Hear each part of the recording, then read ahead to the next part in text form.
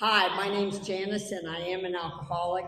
And Robin called and asked me to speak. I haven't spoke here for a long time. I know some of these young guys that have gotten older and married and families now. They didn't when I first come up here. It just melts my heart, because we can become what God intended us to be, not what the drugs and alcohol had us pretending to be.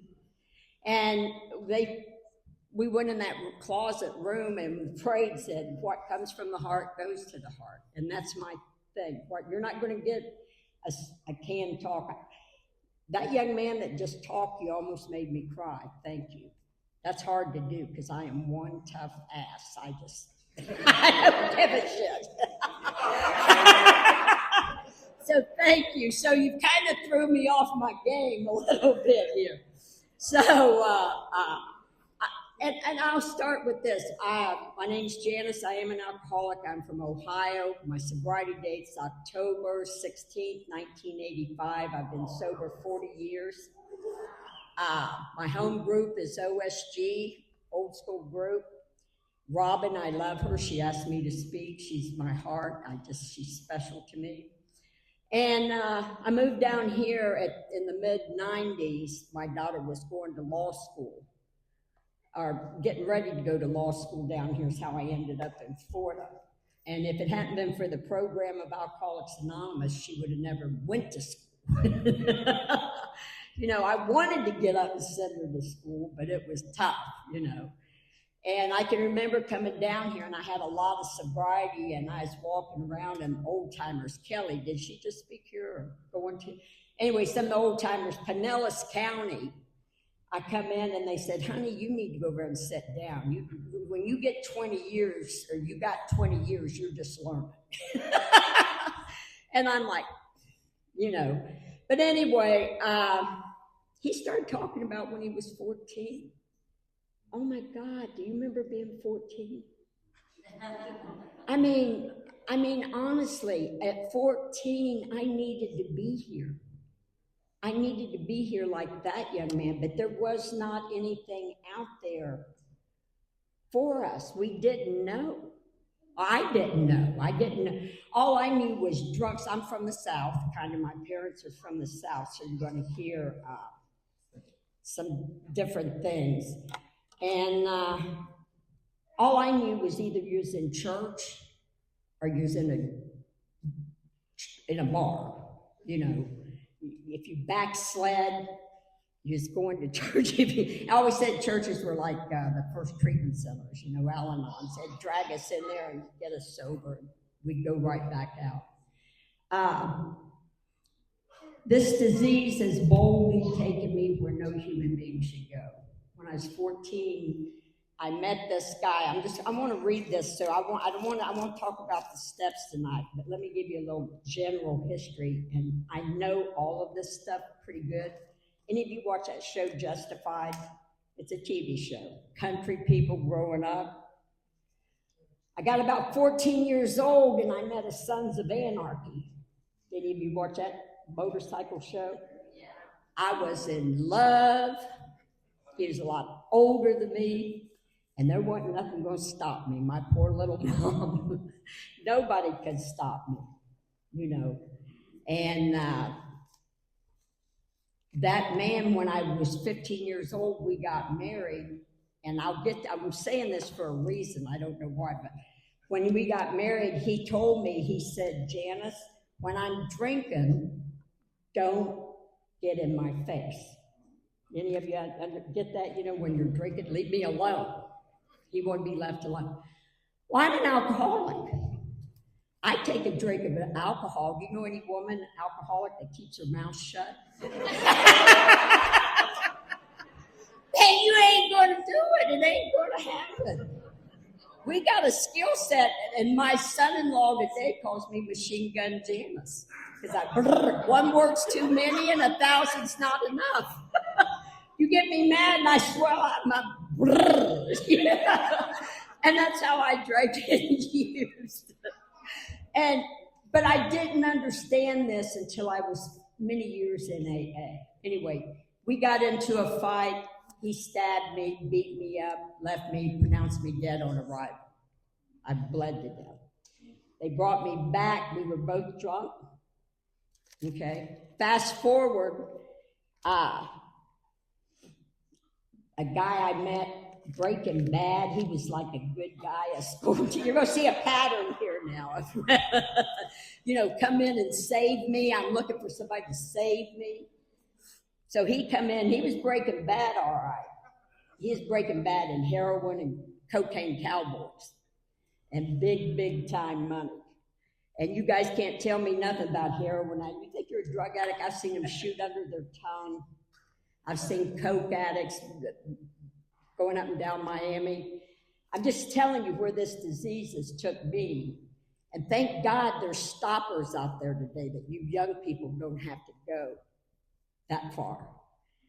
And so I did my Breaking Bad for a while. We kind of cleaned it up, moved like in the Ozarks, trying to be right, but still selling some shit on the side. And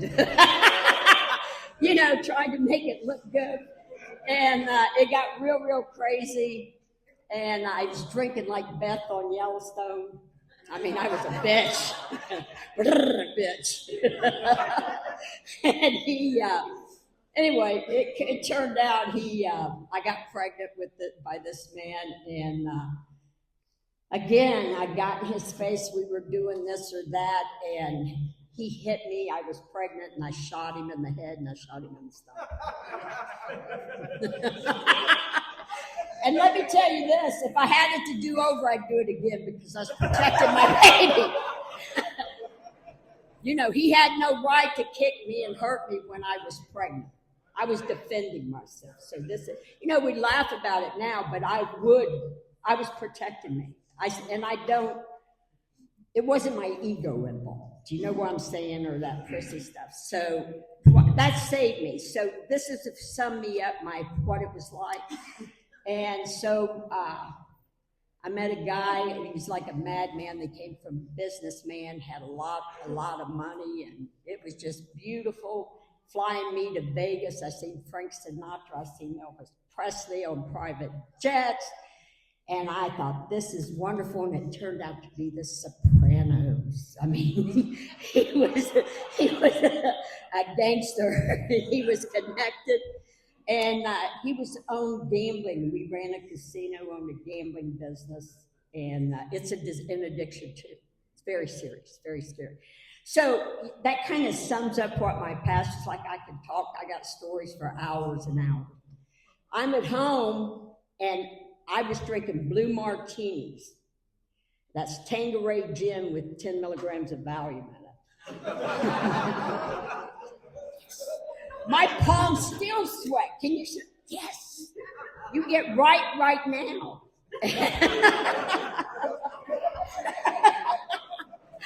And I gotta tell you, my life was good. I had this great, big, beautiful home, and I just told you where I come from. I've been in love. If loving God would get you sober, I would have never got drunk. I loved God all my life. What I didn't know till I got to the program of Alcoholics Anonymous, I never let God love me. I did not know in the page, I think it's 57, I can't remember.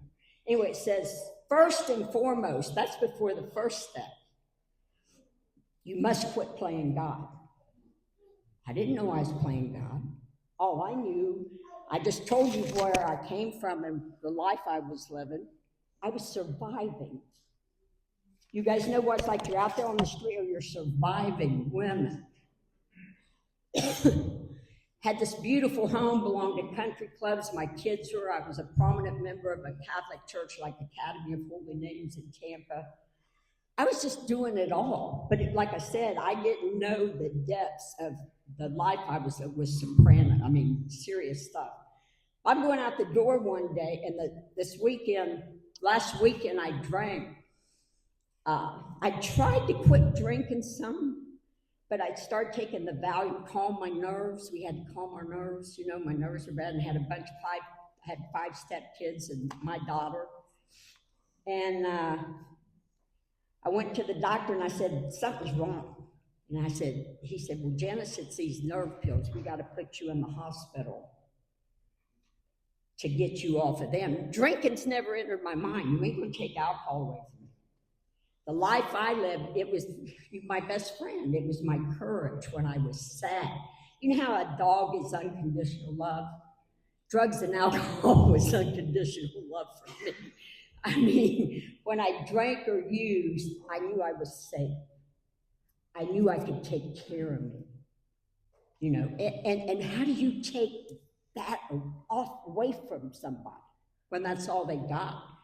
So respect yourself for making it to these rooms. Powerful. Anyway, so I went to the doctor. He said, we got to put you in the hospital, blah, blah, blah. I went to the bar that weekend to drink. I looked over at my girlfriend. I said, Cheryl, are we going to Cincinnati? We always went to Cincinnati. They had guys and bow ties, and it was fun. And then we come back, and we're sitting at the bar. We owned this bar, me and my husband. And I looked, and I remember looking over at her, and I said, Cheryl, are we going to Cincinnati or not? And she leaned back like this, and she said, you crazy witch. She said, we just got back, and you drove. No memory. It's like 75 miles down there. We're all driving sports car, got big purple hair, big boobs. We were on salt. We thought we were it, you know. And it hit me. I said, I what? She said, you drove us down there and drove us back. We ain't going back down there. And I sat there. That was a moment of clarity. And all these years of everything, never even questioned. So that following week, I go to the doctor. He says, well, put me in the hospital. And I was walking out. My husband said, where are you going? I said, he's in the hospital to get off Valium. So it was like a week and a half. And I was trying not to do it, drink or not. I've been through a lot in my life, and I'm not afraid. The scaredest I've ever been in my life was I had to have a drink, and I didn't want one. And if you haven't got to that level yet, you fool around and find out. You keep playing with this, and you'll get there. It takes our dignity, our self-respect, takes everything you have. We're human. Remember I said I'm not God?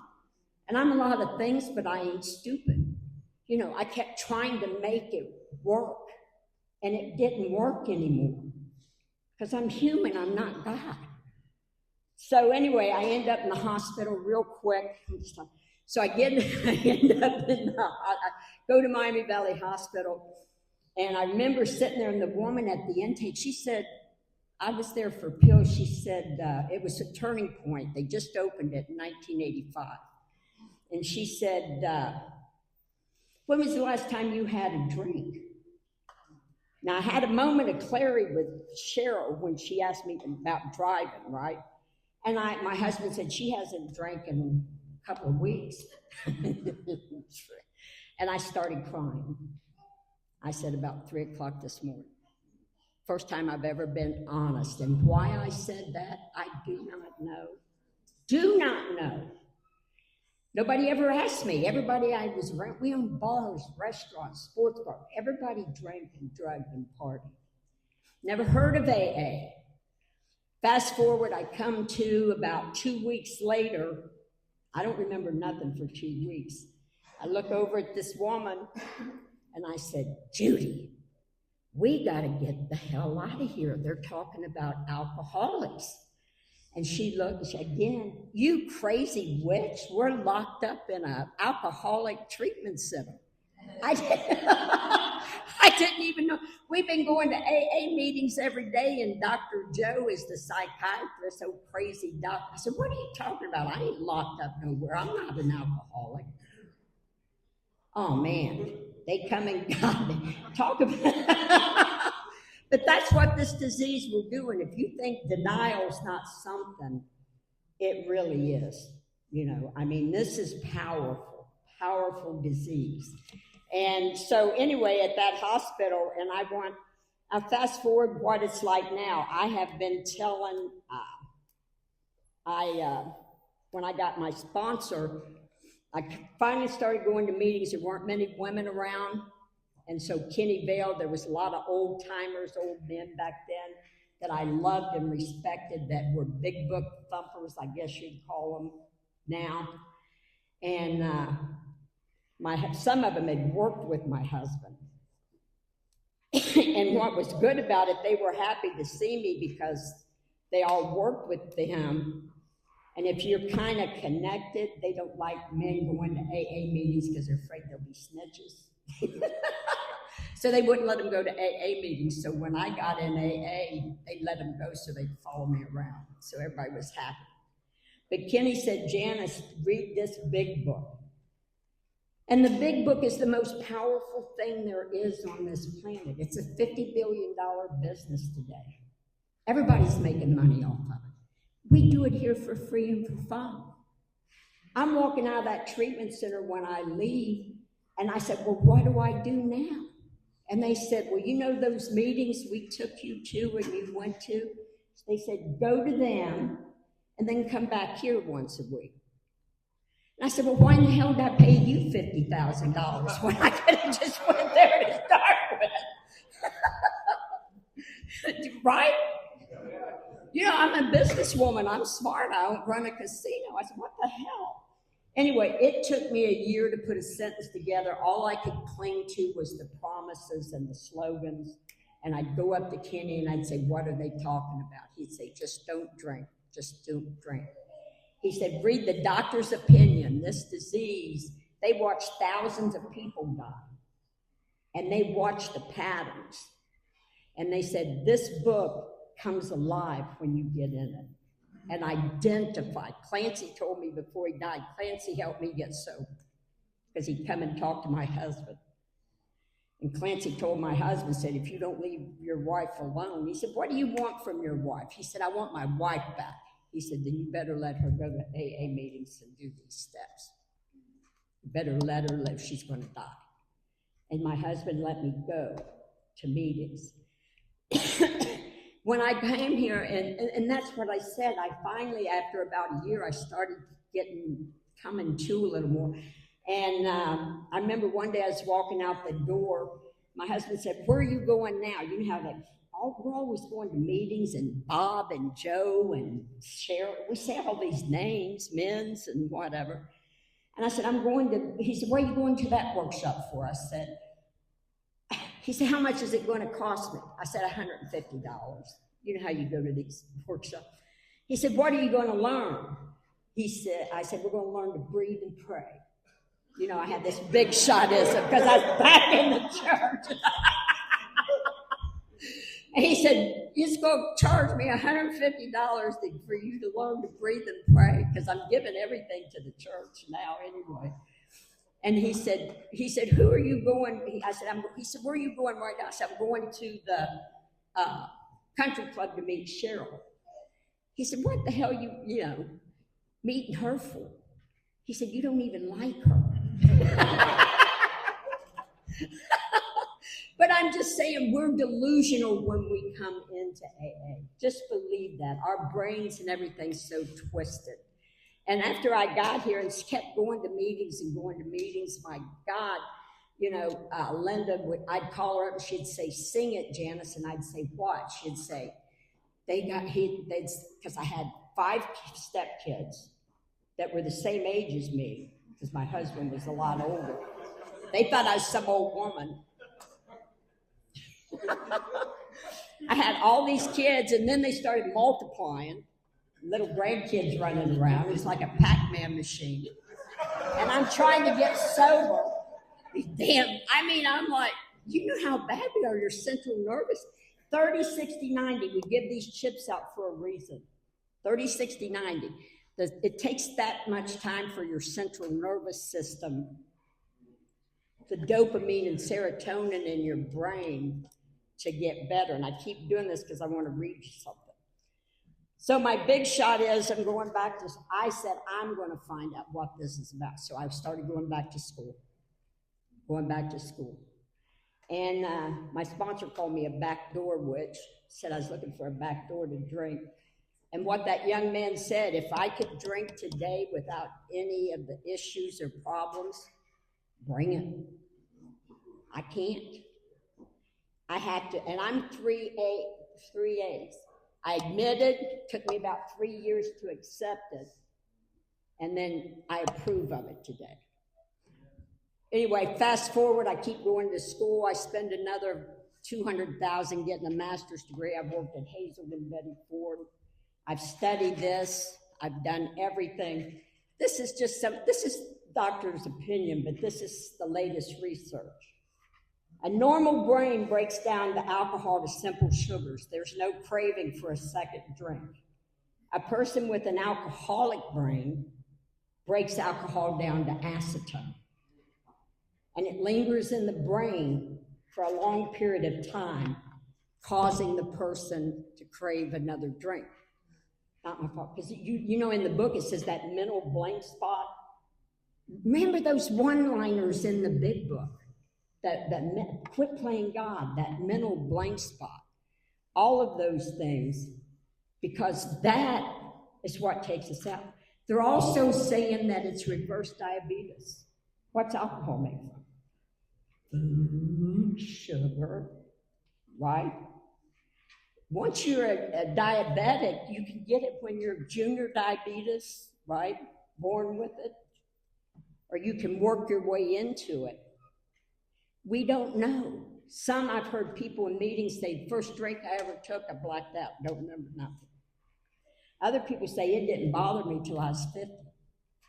Some people say I didn't even pick up a drink till I was 50, and in 2 years I'm gone. It's not how much you drank, it's how it affected you. We are mentally and physically not like other people. And what I want to talk to you about tonight, like I said, I have got an education, I've got experience, I sponsor a lot of people. There's nothing, I do 12-step calls. And I got this week I was working, a woman called me about almost 30 years sober, and she said, Janice, help me. And I said, what's wrong? She said, I took a drink. And I said, when did you drink? She said, about a month ago, and I can't get out of the bed. I go to her house, and she was just crumbled. We deteriorate so fast because as long as you've been sober, your body's that whatever. Are any of you lactate intolerant? If you know what that is, we don't have the enzymes anymore. So when you drink, it turns to pure acetone and it eats our liver, eats everything about us. So please take this serious. We do have a physical allergy. People say, it ain't no allergy. It's more than an allergy. That was back in the day. We say that to identify. Does that make sense? You know, we identify. So I just want you to know that don't minimize this. Take it serious. This isn't a game, you know. Anyway, I told that woman, she said, I'm calling my kids. I said, you ain't calling your kids. You've done enough harm to them. For 28 years, you've kept those kids. They think you're good. You've got great kids. Get your ass out of that bed and put on some lipstick. You know, get it up. Get it out. You do not have a right to harm another human being. And I do 12-step workshops. How much time have I got time to go in the steps? Yes, ma'am. Okay. So I said, step one, and this is what I want you guys to know. Read the big book. Read those 164 pages. Take it serious. It's the God of my understanding today is synchronicity. You know, it's a knowing. We identify. Step one, I'm powerless over alcohol. My life's unmanageable. We know that. That's the physical allergy, right? We all got that. We think we're cute and cocky and, you know, I can do this. And I do that on food. I do it on everything. Step two, all right, where am I at? Step two, find a God of my understanding. Well, I told him, I said, I've always loved God. Don't bring God into this. Why in the hell would I be an alcoholic? I've always loved God. You know what I mean? And again, I'll say this, and I didn't know I was playing God. I knew my life was unmanageable and I was crazy. Step 3, I said, don't bring, I taught Sunday school. I'm a big shot in the church now. Don't come to me about God and, if I had big shotism, I didn't know that, ego. In AA, we call it ego, but it's big shotism. So step 3 for me was made a decision to turn my will. What's that? My thinking. To make a decision, you got to think. To turn my will and my life. What's my life? My feelings. Because I was like raw meat for so long. And I didn't have a skill set. Oh, God, thank you. So the third step for me to get into it was I had to make a decision. I had to think and feel differently. I only had a skill set of living, of how to be hip, slick, and cool, manipulate. Why did, things were going good when my husband, he became an asshole. You know how the big book says we're irritable and discontent? Well, my husband would become an asshole. Those kids would get on my nerves. My mom, here she goes again. She's a just on, and I was constantly complaining. The big book says for us to we become irritable and discontent in sobriety. Okay, that means we start looking for excuses because we're living a moral life now. I gotta have an excuse to drink. I'm not a sociopath. I learned this is some more education I want to tell you. You guys think about your last drunk or a few times when you were drinking, you said, I swear I'll never do this again. I'll never drink again, right? And 2 or 3 weeks later, we're drinking. You didn't want to, but we had to, right? That's how powerful. Also, when you're in the, doing that in the steps in there,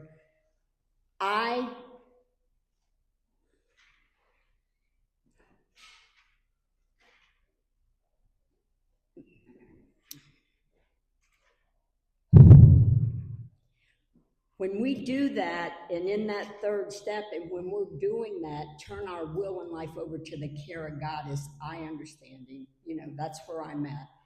But it's about thinking and feeling, changing your behavior. It says we must have a personality change sufficient to the recovery of alcoholism. It doesn't mean, what's the personality change? On steps 4 and 5, you write down steps 1, 2, and 3. I am ashamed of being alive. I look back at some of that stuff done. We're embarrassed. We're ashamed. We feel 1, 2, and 3 takes me out of my shame. Steps 4, I put down the stuff on paper and look at the facts. It gets me in guilt. If I'm guilty, I can do something about it, right? I'm wrong. I can make it right. And so 4th and 5th step is just making a list of all the wrongs we've done. And for the first time in my life, I find out if I have the capacity to be honest.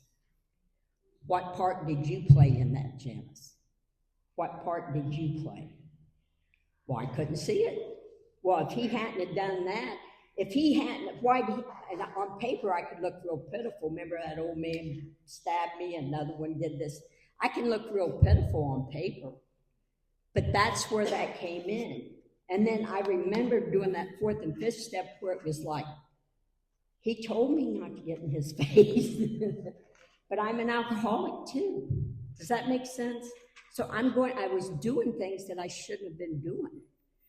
So 4 and 5 is so powerful. And when you do the 5th step, just know this. I got an attorney and a psychiatrist. I'm a lot of things. I'm not stupid. I covered my ass. I didn't know if I was going to go to jail or hell.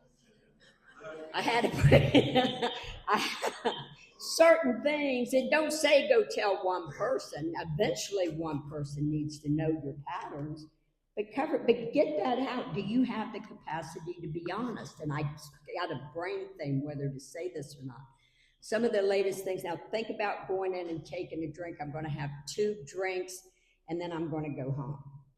What I learn now and looking back over my life and drinking and people I work with and education, if once an alcoholic becomes an alcoholic and they take a drink of alcohol, it's like we turn into sociopaths. We don't care. But we're not really sociopaths because we care. Isn't that a dilemma? They said, this is a dilemma. I gotta have it, but I don't want it. I need it, and I gotta do it. What a dilemma we're in as alcoholics. So, I mean, this is what I'm saying, and that scared the holy crap out of me.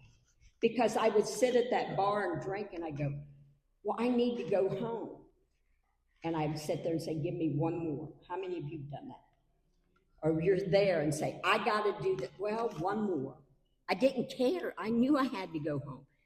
But does that make sense? This is really crazy. So in step 6 and 7 is how we act and react. We were talking it before the meeting. My character defects: pride, lust, anger, greed, gluttony, envy, and sloth. Right? My shortcomings, how I react to you. And my grandkids used to tell me, they'd say, Yaya, you're swelling up. Remember the Hulk, can you feel it when you start getting mad? And they pointed it out to me. They'd say, Yaya, you're swelling up. I said, what the hell do you mean I'm swelling up? And then I'd feel it. And I go, oh shit. Right?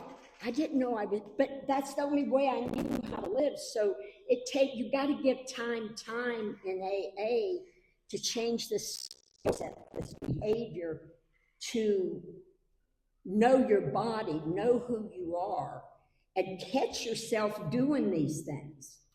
And how do I do that? Love and tolerance, like that young man said. I want to choke half the newcomers at OSG sometimes. You know what I do? Oh, the ones I get mad at the most is the old timers. Okay? They think they know it all. But I quit playing God. It's love and tolerance.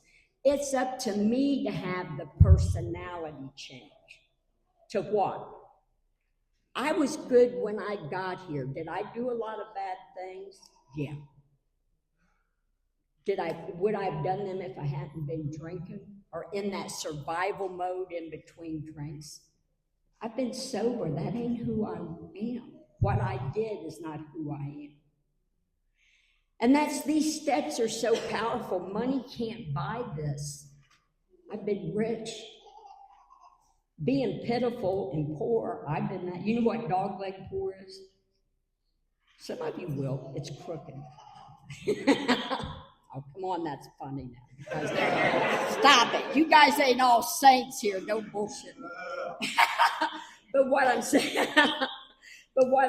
is we have to learn a new skill set. Our computers program surviving as they're using addict or alcoholic. I don't have a downloaded program unless I come to meetings, work the steps, and help others. I download a new program to live by. What is that program? I make amends to people. I say, making amends isn't saying I'm sorry. Making amends is saying, what can I do to make this right? Like that young man did, went back and paid that money. Okay? That's what we do. And step 10, I promptly admit I'm wrong. When you feel yourself swelling up, you're wrong, or you wouldn't be swelling up. And step 11, seek through prayer and meditation to improve my conscious contact with God. What's conscious? When I'm awake. And seeking. Sandy Beach and me were good friends. I love Sandy. He'd say, Janice, keep seeking, because when I come into AA, I was so religious. and they'd have to remind me not to bring religion into AA because of our traditions. And Clancy and them, and the traditions are very, very powerful. You know, he said, if we let you go out, I went to Arizona and some Indians were putting feathers and stones up on the thing. I said, Clancy, it was so beautiful, you should have seen. He said, no. I said, why? He said, because if we let them put feathers and stones, then the witches can come in and put up crosses and teeth, right? We can't, the traditions is what holds, he just got it. But do you see what I'm saying? This is how those traditions is what holds us together. I sponsor a young woman. She's been on every continent around the world. She's in Thailand or some. She sends me a picture everywhere she goes of an AA meeting. And I say, get in there. She said, well, I don't speak that language. I said, you don't listen anyway. God, Janice, and so she was only 17 when I met her. She's almost 30 now. She's got her own business traveling the world. And she goes into me, she come out of the meeting and she said, oh my God, Janice, I knew exactly what they were doing in Italy, in Spain, in Russia, everywhere I've been. You know what they do? They read how it works. They read the promises. That's why service and ours and all of that. It's wherever we go around the world or in the state, we can go into an AA meeting and you feel at home. Does that make sense? We're never alone again in your life. You can go to the AA, in a few minutes make friends, am I right? Because we know each other. Okay, fine. So I just want you to know, and that 11th step is seek. Seek. I started sponsoring Muslim women, Buddhist women, and sponsorship. I started sponsoring them because of their alcohol. You know, every human on this planet can be an alcoholic. This disease is not selective. They don't care if you're black, white, woman, man, gay, straight, sleep with flying monkeys. They don't care. It's going to get you. And I want you to know that.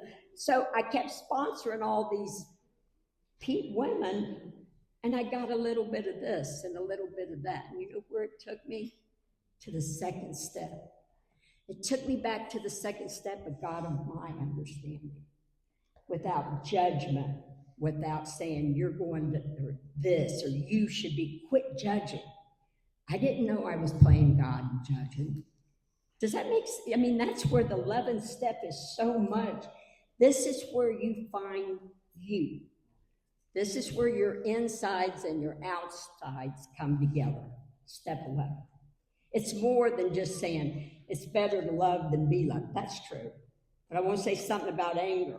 That's been going in our topic because I've got my whole house. I lost everything in my home. I got mold in it. My husband died of cancer. My dad died of I'm taking care of all of them. I lost my eyesight in this left eye, taking care of him because I had a retina detachment. Here's what I want to tell you. What's that got to do with me treating my alcoholism? Nothing. Not a damn thing. I have to come to meetings and treat my alcoholism, or I couldn't have took care of my husband. I couldn't have took care of my dad. I would have probably lost sight in my other eye if I hadn't treated my alcoholism. That's what I'm saying. We're responsible. No excuses. This comes first. And then the 12th step, that's where our joy comes in. Our joy is working with others. You know, helping, watching these young people get families and lives and shake it, and watching them come in and go. Being of service somewhere, there's always something to do. Can you imagine the life? Do you see the life we have today? You know, and all of my kids now know where I'm at. They know what I'm doing. I got 6 kids. 2 of them just a year younger than me, and they said, Janice, you look like us. And I said, well, what the hell do you mean? So Dad was 90 or something, because they always looked at me as their mom, or the grandma. But the 12th step is so fun. But come to meetings, have fun, get in this program. We have fun here, don't we, Rob? Go to these workshops, go to these conventions and enjoy. But bring the program into your heart and become the person God intended you to be, not who you pretended to be. And just love and tolerance, and give yourself time. And what I wanted to say about anger, I lost it. Anger is a secondary emotion. If you're angry, you got to be threatened. Somebody's going to come and get you. You know how you get scared? Scared is anger. Or I'm hurt. And I want to close with this. We're hurt people. We're not bad people. You seen a turtle or those animals with that hard shell on it? We'd poke our head out every now and then and be real. But we keep that shell on us. And let me tell you something. I'm stronger, smarter, tougher today. I don't need a shell. I am the shell. Do you see what I'm saying? This program puts you together and makes you a dynamic human being. Thanks.